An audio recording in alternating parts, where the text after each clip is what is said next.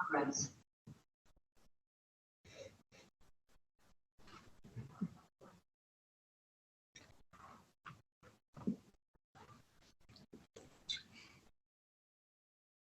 Good morning. Good morning.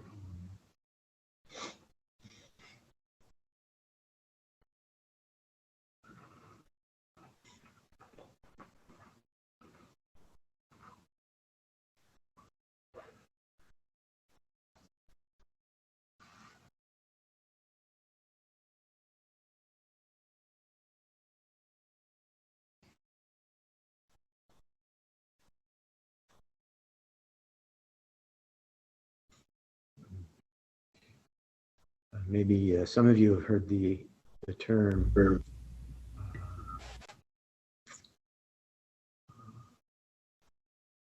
Hermetic philosophy. Familiar? Or Hermeticism.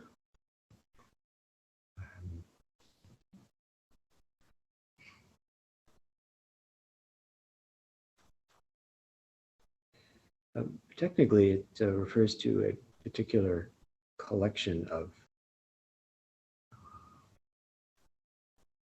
documents, but it's used much more broadly also.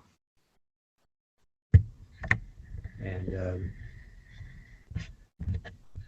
one of the principles of Hermeticism is summed up in the expression as above, so below. You heard that one?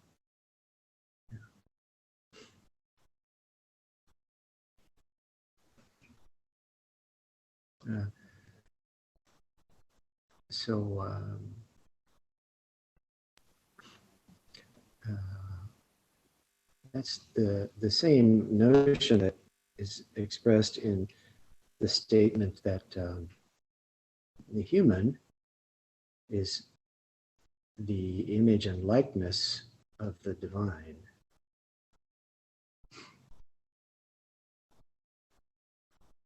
So I think probably all of you have heard that at least once.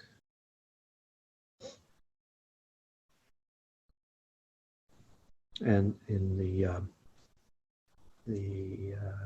traditions of Orthodox, so-called Orthodox Christianity,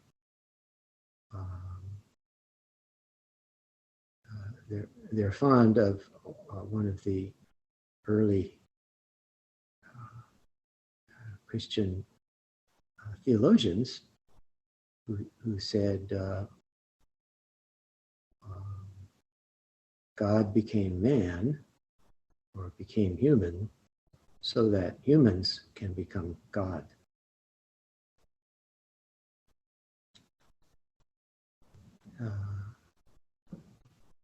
They don't like that so much in Western Christianity. It makes them uncomfortable.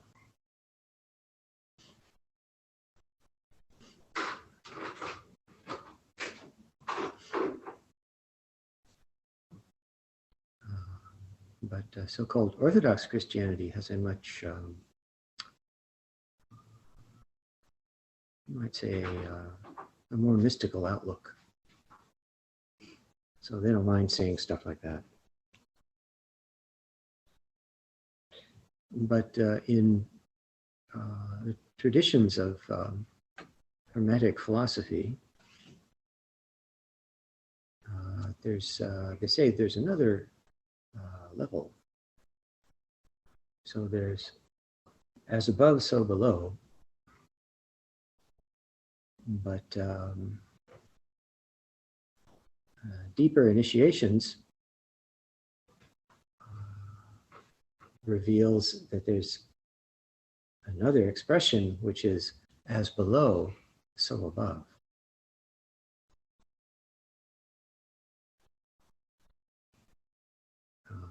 Which is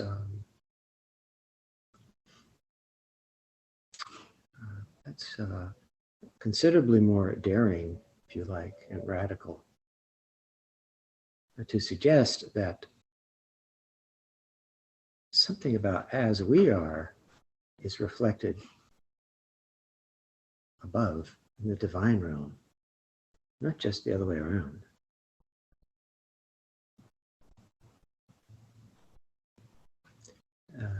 In I think chapter 28 of Genesis,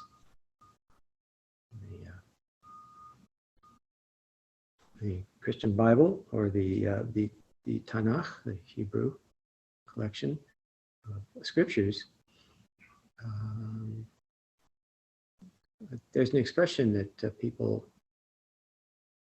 tend to kind of skip over, just in the reading. It says something like, and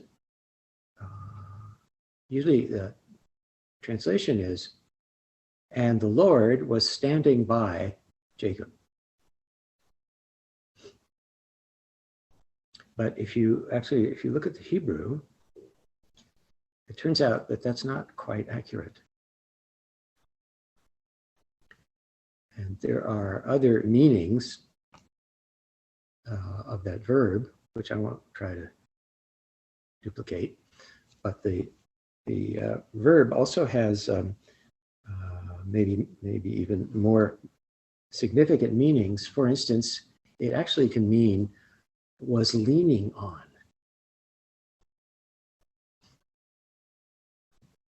So this verse says, the Lord was leaning on Jacob.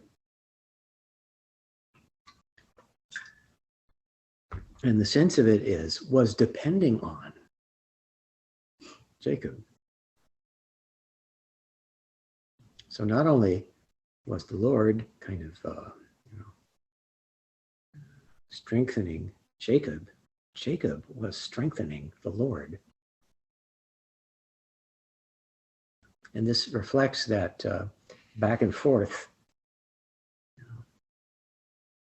this kind of flipping trapdoor in Hermetic philosophy, revealing kind of continuing depths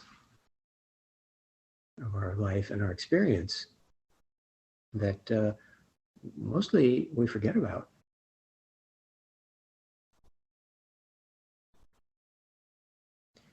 And so for some reason in 18th century Europe,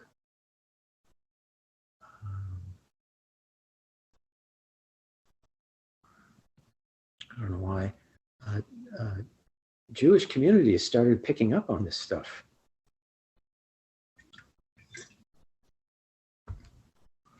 And I guess in the mid 1700s or so,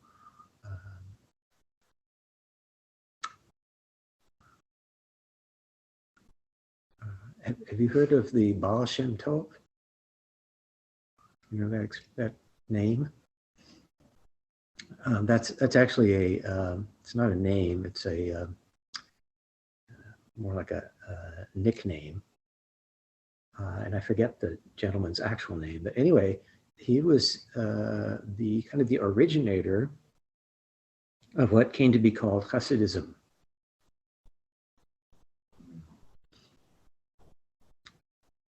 Which of course still exists today in various forms.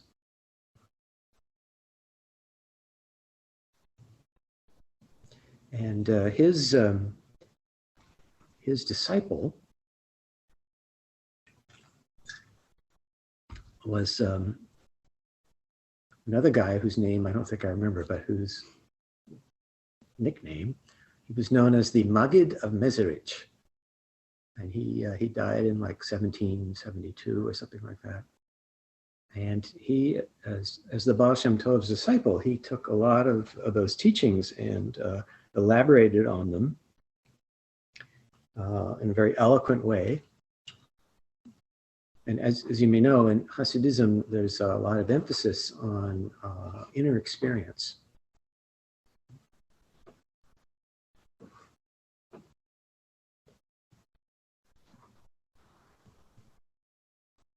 And so this gentleman's philosophy had quite an impact on the communities that had begun to discover Hasidism, and the approach where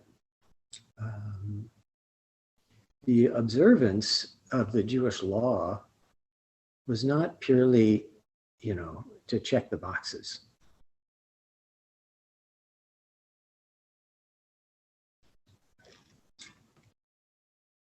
But the point was pardon, that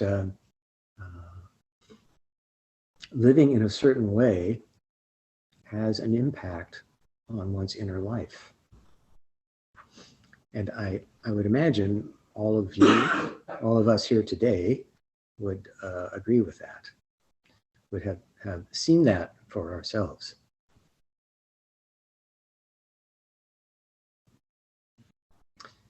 And at some point towards the end of his life, the great Carl Jung came across the teachings of the Maggid of Mezrich and was heard to say at his 80th birthday party, this guy anticipated my psychology, which is pretty interesting that he would say that. And I mention this because, among other things today, my 70th birthday celebration is going to happen. So y'all are invited, and we have cake to share. First, we want to pay our respects to Issan in his monthly memorial service, which, as you know, is very brief, and we hope you'll join us for that too.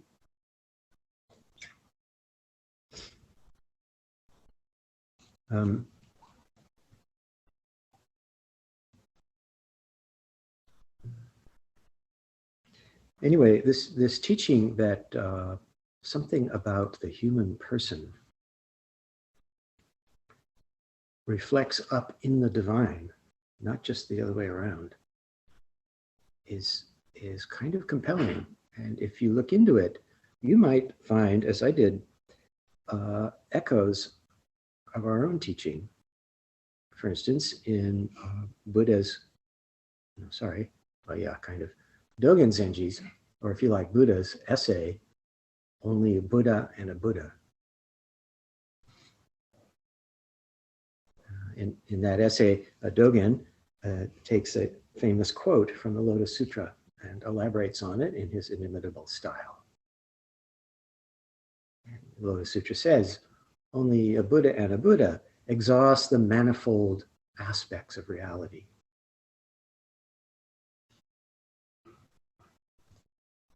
And some people, I think would be inclined to see that as, oh yeah, that's like, like two Buddhas up there in the heavens doing their cool thing.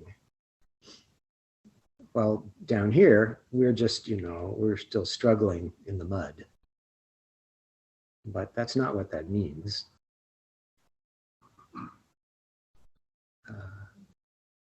Only Buddha and Buddha is us, is we ourselves. It is we who exhaust the manifold features of reality in our human world. And what's sad is how regularly that gets forgotten.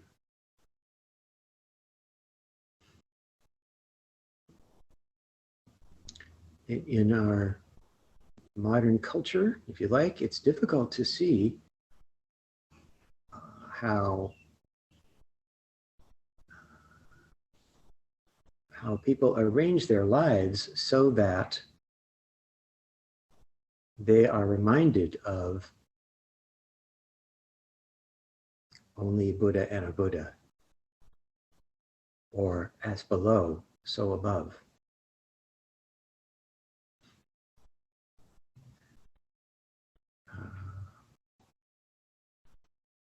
in the orthodox observance of Judaism, or for that matter in Islam, or for that matter in Hinduism, or in various forms of Christianity, life is constructed in such a way that there's this constant reminder that the naive understanding of the world is insufficient and inaccurate.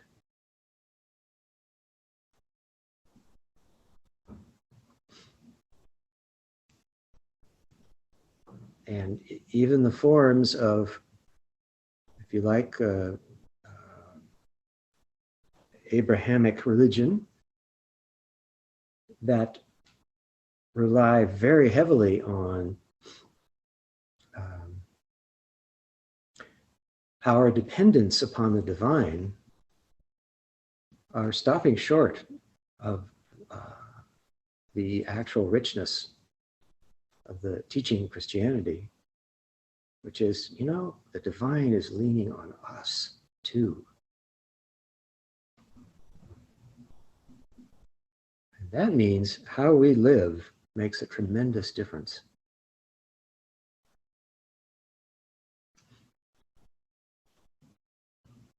We should live as though that were the case. As though the divine reflects down and up.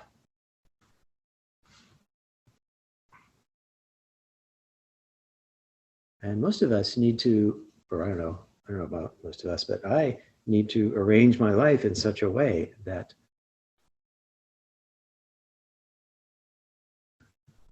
routine observances become a reminder of the way things actually are, of Buddha and Buddha.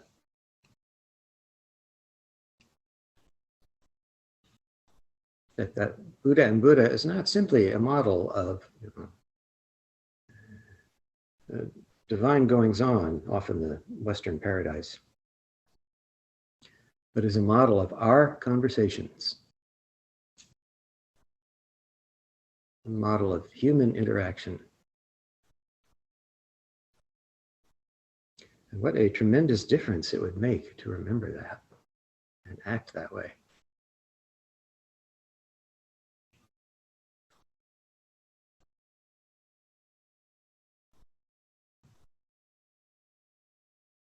So the Hasidim are very inspired by what nowadays is called the Kabbalah, which is an esoteric tradition within Judaism. And here we are in the 21st century. So there's been plenty of time for there to be a lot of elaboration. Some of that's maybe, you know, not that helpful, but there are now quite a lot of philosophy and a lot of systematization of one sort or another of the so-called Kabbalistic teachings, and it has even penetrated into popular culture. So certain media figures, who's really into Kabbalah? I forget. Madonna. Madonna is really, and she's not alone. There are some other folks too.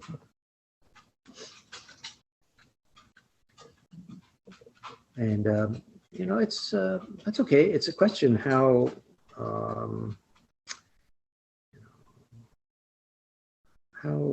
genuine and deep is their grasp of what they are putatively studying. Within the Jewish world, one is actually warned against studying Kabbalah before one's life is actually quite settled. And one's you know, spirit is quite stable. So there's unfortunately a kind of there's a gender bias towards the male there, which I don't think we need to take seriously. But like in the traditional view, women were not allowed to study Kabbalah. So fortunately, that's no longer the case. And men should be married and have their family started and so forth, because the potential is there for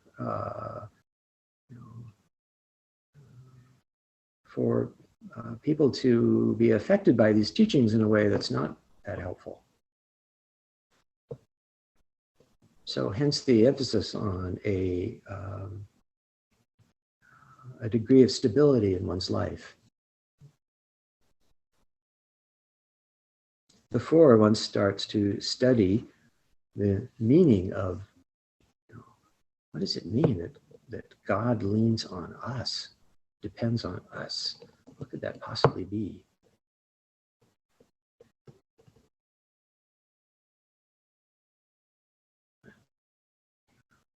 And studying those teachings incorporates some intense meditative practices also, which is familiar to us.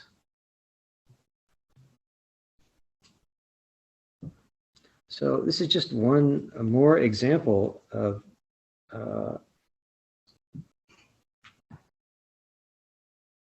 what I see as humanity's universal inheritance of these teachings, and for which I find evidence no matter where you go in the world, you can find this. And I suppose that makes me one of the, what are they called? Perennialists. The perennial philosophy. So Aldous Huxley and others have decided there is a perennial human philosophy, the foundations of life and consciousness and behavior that is universally shared. And yeah, I think, yeah, that makes sense to me. Others raise theological arguments as to why that cannot be so, but I'm not so interested in that. So the perennial philosophy reflects most fundamentally and deeply the human heart and its mysterious relationship with what we might call the divine.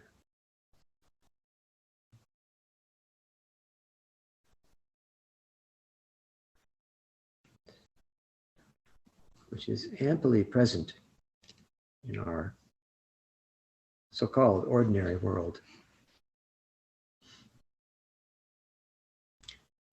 You are familiar with such teachings as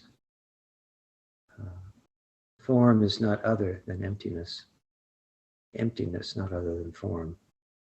This is yet another reflection of these profound truths.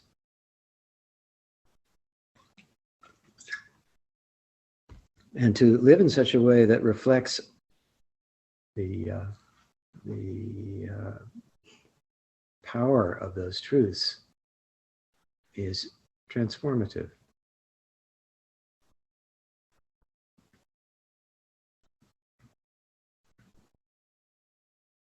And all of us who are engaged in living in a particular way that is in tune with these profound truths, find that we have a lot in common with each other.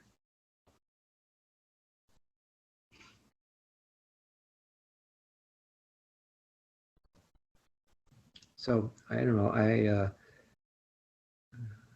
I find that tremendously encouraging and exciting and wonderful.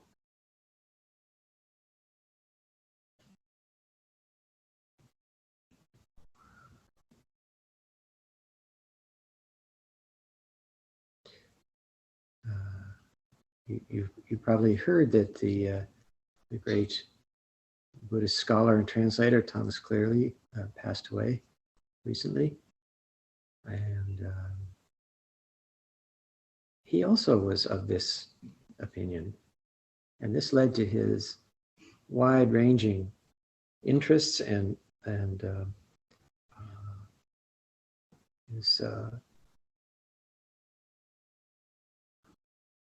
his study of not just Chinese, but I don't know, Arabic and I don't know, Old Irish and Persian and in his studies he kept discovering these. This somehow there's the same heart beating, you know, in all of these teachings.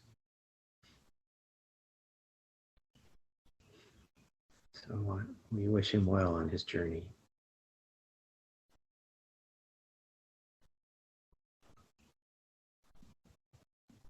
So I don't know, maybe some of you have some opinion you'd like to share or contrary point of view.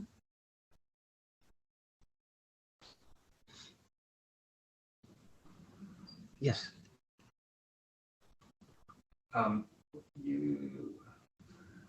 You talked about, you mentioned, and heard it elsewhere, of course, to focus on digging one deep hole as opposed to a lot of shallow holes. Yeah.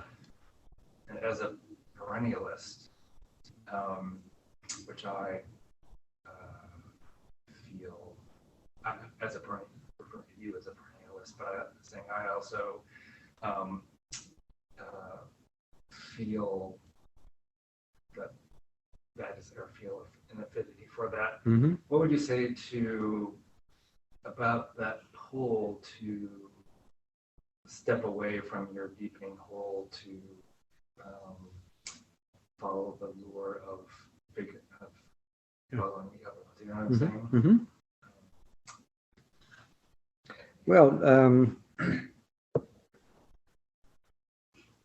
sorry. you could, huh? I would say in the context Yeah. of my impulse to try to sort of air out my own experience of Christianity and get a better sense of it. Yeah. Well, it's tempting for me to say there is a point at which the hole is deep enough. And that's kind of like, that's the point at which it's safe is a little too dramatic, but the point at which it's constructive to study Kabbalah. That is, the hole is deep enough. There is some stability is established, some certainty about one's person, if you like, such that one is not easily, thrown off balance by encountering, I don't know, this or that teaching or this or that experience or what have you. There is some stability that I think is inherent, and that once that stability is discovered, if you like, then other holes can be dug, and it's not a waste of time or energy. I guess I would say something like that. Yes. Some of the, you not infrequently talk about following the stream to the source. Yes. And I don't know, hearing what Jeff had just said too, I remember actually when I was young, I had trouble with depression, and I remember a friend of mine saying the only time he ever saw me really happy was when I bought a copy of that book, The Perennial Philosophy, by Aldous Huxley. Yeah. And to me, part of the reason was I think that religious institutions themselves can kind of inhibit people from following the stream to the source. Any religious institution, in my opinion. Yeah. But it seemed to me in that book, and it was refreshing to see this wide range of traditions kind of speaking to to that practice. Yeah. And, I would just, though, point out that as I use the expression, follow the stream to the source, that's a meditation instruction. yeah, I know. So it doesn't necessarily have to do with, the source of this or that teaching. It's the source of experience, more like. Yeah. But still, I know what you mean. And it is certainly true that the gradual accumulation of structure in teaching traditions can start to inhibit the experience of those who are in that tradition. And then often what happens is at some point there'll be there'll be a renewal or a reform, and the vitality of the perennial tradition will burst forth again. And then usually some people will get burned at the stake first until, the vitality of that renewal becomes established and can't be easily squashed out. But that's as far as established traditions and certainly bureaucracies go, that's very threatening when that happens. So then they try to let's step on this and keep it quiet. But the nature of that inspiration is such that it can't be suppressed. Hence, the perennial nature of it. It will always come back.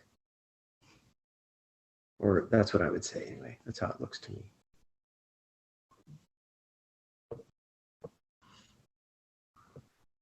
Yes. Are you aware of the book, or have you read God is Not One? God is Not One. I don't think I've seen that one yet. It's I read it a few years ago. I was curious because I feel like I hear the sort of perennial perspective a lot more than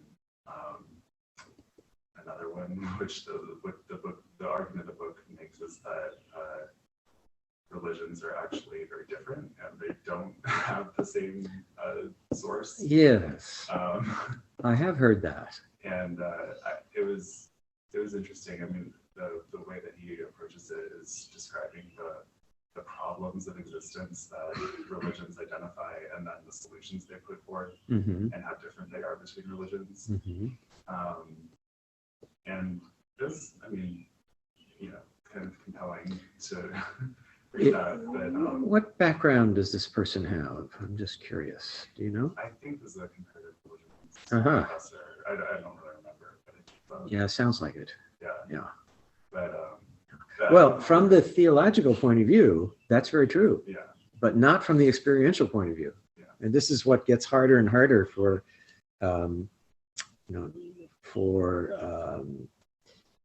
people to appreciate as the edifice of theology gets bigger and bigger and heavier. People start to lose touch with the fact that this is actually about our inner experience, our inner life, not about all the elaborate justifications. And Buddhism is not necessarily free of that even. Buddhist philosophy, gets pretty ponderous there. So it's important to remember, as the Hasidim did, they came along. Judaism is like already really ancient, and they come along in the 18th century and say, wait a minute, it's about this.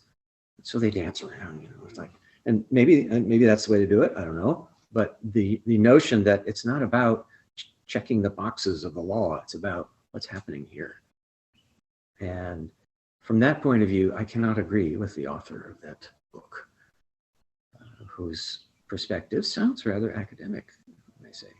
So, there are a lot of theologians who agree, but I do not.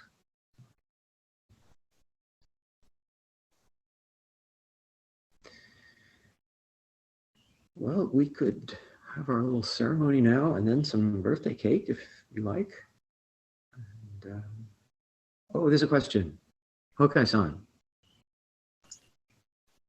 Thank you. I appreciate this talk too, because I think in even the chaplaincy world, there seems to be quite a few people, at least who I talk to in the Christian tradition, that God is all powerful, all knowing, and all you know, he's all powerful, this being. So what could he possibly need from us? Right. So yeah, I don't know. And I think they might go through their whole life thinking that way. I don't know if they'll change. If you'll remind me, I'll probably forget, but I could like send you a text or an email with information about this guy, the Maggid of Mezerich, Okay. this Hasid fellow, and you might just ask casually, are they familiar with this fellow's teachings? Mm-hmm. And, you know, put them onto that and see if that really rocks their boat to discover someone saying, oh no, the Bible is saying God leans on Jacob, not just around. That might really put the cat among the pigeons, you might say. Wait, where? So that's in the Bible, you're saying? It's in. Well, the Maggid refers to that chapter of Genesis. Okay. But that's just one example, and there are many. Oh, okay. That's Yeah. chapter 58, but I forget the verse. But anyway, it's in there. It says, as I say, the usual translation is God stood by or was by or near Jacob or something. And then if you look at the Hebrew, it's deeper than that. Okay. And I guess that's also sort of why in Pure Land Buddhism, some people believe that Buddha, like Amida Buddha, is this perfect sort of almost like a godlike being. Yes. Correct. Okay. Yep. Right. Good. Okay. Thank you. Yes. Quick comment. That when you spoke of only a Buddha and a Buddha, what that brought up for me is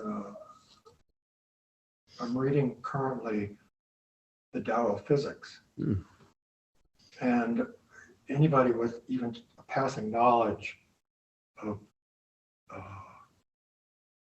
the new physics would have heard of things. Is it a wave? Is it a particle? Mm-hmm. What does an atom consist of? Mm-hmm. It consists of smaller particles, and there are smaller particles and smaller particles. So it's almost like space and form become almost meaningless words. You don't know what you're talking about at some point. But the gist that I got out of this book is that everything is relational. Right. It's more about relations than it is about the particles that are doing the relating. Yeah. Mm-hmm. And that's kind of what only Buddha and a Buddha means to me. It's like, yes, it's relational. It's a relationship between you, your teacher, what you're reading, the people you meet on the street, certain events in time and space, how you react, all that stuff is. So it's like the very nature of reality itself is relational. Yes, and it's not an accident that we have the theory of relativity, because there's an important aspect of that. That's just as you say. So there it is again. So take heart. This is how things actually are. As I approach my 8th decade, God help us, I take great solace in this. Okay. Thank you for listening.